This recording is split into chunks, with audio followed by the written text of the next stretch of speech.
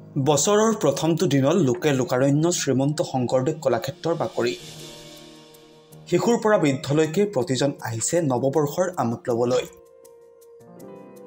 শ্ৰীমন্ত শংকৰদেৱ কলাক্ষেত্ৰৰ বাকৰিত আয়োজন কৰা ৰামধেনু উৎসৱত বছৰৰ প্ৰথমটো দিনত বহুসংখ্যক লোকৰ সমাগম দেখিবলৈ পোৱা গ'ল।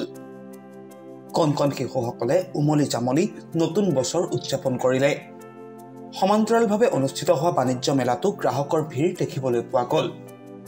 বহু কেইগৰাকী উদ্যমী মহিলাই অংশ ল'লে এই বাণিজ্য মেলাত। নতুন বছৰৰ কথা প্ৰথমতে 2023টো আমাৰ খুবেই বেয়া গ'ল। এতিয়া ভাবিছোঁ 2024টো আশা ৰাখিছোঁ যে ভালকৈ যায় আৰু প্ৰথমতে আৰম্ভণিতে আমি এইটো আৰম্ভ কৰিছোঁ যাতে আমাৰ গোটেই বছৰটো ভালে যায়। আৰু এইটোৰ নাম হৈছে সোৱাদ।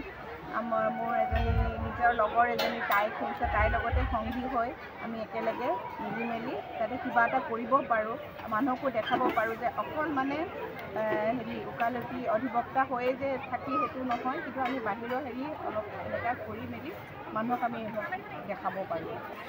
মই নিজে যেনেকৈ সৰুৰ পৰা স্বাৱলম্বী হৈ এজনী নাৰী হিচাপে বহুতখিনি কষ্ট কৰি বিয়াৰ পিছত অধিবক্তা হ'লেও, গ্ৰেজুৱেশ্যন কৰিলোঁ, বিয়াৰ পিছতে LLB কৰিলোঁ, বিয়াৰ পিছতে। আৰু তাৰ উপৰিও মই বহুত মোৰ মানে হাজবেণ্ডৰ এটা ট্ৰেভেল এজেঞ্চি আছিল, ট্ৰেভেল এজেঞ্চিও আছিলে, তাতো মই আইতাই এডভোকেট হ'লোঁ, পাছ কৰিলোঁ। তাৰপিছত বিদেশী ন্যায়াধীশৰ জাজ মেম্বাৰ আছিলোঁ। আজি 3.5 বছৰ হৈ গ'ল। আমাৰ যিটো 2019ত আমি সেইটো আমাৰ ইণ্টাৰভিউ এলিজিবল হৈছিলোঁ। তাৰপিছত মই জইন কৰিলোঁ নগাঁৱত 3 বছৰ কৰিলোঁ, তাৰপিছত বৰপেটাত কৰিলোঁ 6 মাহ। তাৰপিছত তেনেকৈ কৰি যিহেতু আমাৰ এইটো মানে হৈ গ'ল, আমাৰ বন্ধ হৈ যোৱাৰ পিছত আকৌ উভতি আহিবলগীয়া হ'ল অধিবক্তা হিচাপে। পুনৰ এতিয়া আৰম্ভ কৰিবলৈ পটককৈ সুবিধা হয়, কাৰণ আগৰ আমাৰ যিখিনি চিনাকি আছিলে ক্লাইণ্টবিলাক আছিলে সেইবিলাক আমাৰ নাইকিয়া হৈ গ'ল। এতিয়া পুনৰ আমি এনেকুৱা হৈছে যে আমি 20 বছৰ আগতে যিটো কৰিছিলোঁ আকৌ পুনৰ আমাকে আকৌ আৰম্ভ কৰিলোঁ। সেইকাৰণে আমাৰ চলিবলৈ হ'বলৈ অলপ অসুবিধা হৈছে। সেইবাবে আমি এতিয়া নতুনকৈ এইটো আজি 2024ত আমি যিটো আৰম্ভ কৰিছোঁ, আমি নাৰীসকলে মিলি মেলি যে আমি কিবা এটা ইয়াৰ উপৰিও আমি যাতে কিবা এটা কৰিব পাৰোঁ, কিবা এটা ওলায় আমাৰ, নহ'লেতো নচলে ঘৰ।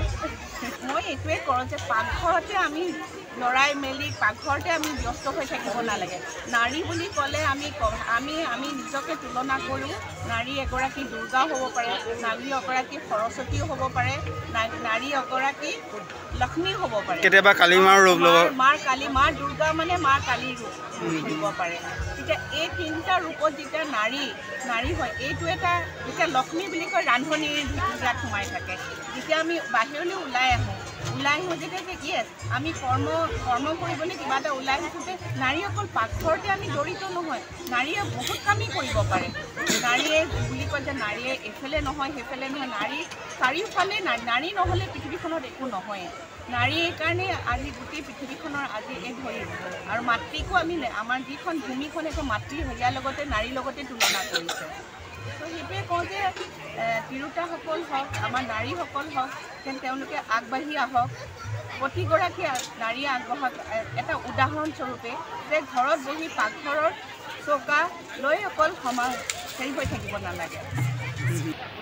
প্ৰথম মই মোৰ ফালৰ পৰা নতুন বছৰৰ সকলোলৈকে হিয়া ভৰা মৰম জনাইছোঁ। আমাৰ যিটো অসমীয়া গহনা হ'ল থুৰীয়া নামেৰে আমি আৰম্ভ কৰিছোঁ। মই 18 চনৰ পৰাই কৰি আছিলোঁ, মানে ঘৰৰ পৰাই সৰু সুৰাকৈ। তাৰপিছত যেতিয়া মানুহবিলাকৰ ছাপোৰ্ট পালোঁ, পাই অকণমান ডাঙৰকৈ কৰোঁ বুলি ভাবিলোঁ। তাৰপিছত সৰুকৈ এখন ষ্টল খুলিছোঁ। এতিয়া আমি অনলাইন ফেচবুক, ইনষ্টাগ্ৰামৰ থুৰীয়া বুলি আমাৰ পেজ আছে, পেজত। আৰু আটাইতকৈ ডাঙৰ কথা হ'ল আমি অসমীয়া মানে মহিলাসকলে চাকৰিৰ পিছত নুঘূৰি নিজে কিবা এটা কৰোঁ বুলি মানে আত্মনিৰ্ভৰশীল হ'বলৈ ওলাই আহিছোঁ। আৰু সেইকাৰণে মানে ৰাইজৰ সহায় সহযোগিতা আমাক খুবেই দৰকাৰ আগবাঢ়ি যাবৰ কাৰণে। আৰু আশা কৰিছোঁ আগন্তুক দিনবোৰত থুৰীয়াক ৰাইজে আঁকোৱালি ল'ব। আৰু ইয়াৰ মাজেৰে মই মোৰ ফালৰ পৰা থুৰীয়াৰ হৈ সকলোলৈকে নৱবৰ্ষৰ শুভেচ্ছা জনাইছোঁ। সকলো কৰিব পাৰে, সেইখিনিকে সফল হ'বলৈ সকলোৰে সহায় সহযোগ লাগিব আৰু নিজৰ আগ্ৰহ লাগিব। আগ্ৰহ মানে মই এইটোৱে কওঁ যে মহিলাসকলে ওলাই আহিব লাগে, ঘৰৰ কাম কৰিও তাৰপিছতো মানে ওলাই আহিও আমি বাহিৰতো যাতে আমাক প্ৰতিষ্ঠা কৰিব পাৰোঁ, আমাৰ মহিলাসকলে সকলো কৰিব পাৰে, সেইটো আজি এই মেলাখনৰ পৰা মানে স্বতঃস্ফূৰ্তভাৱে ওলাই পৰিছে। এইদৰে শ্ৰীমন্ত শংকৰদেৱ কলাক্ষেত্ৰৰ বাকৰিত অনুষ্ঠিত হোৱা ৰামধেনু উৎসৱত বছৰৰ প্ৰথমটো দিনৰে পৰা অগণন লোকৰ সমাগম দেখিবলৈ পোৱা গ'ল। News desk, anytime 24।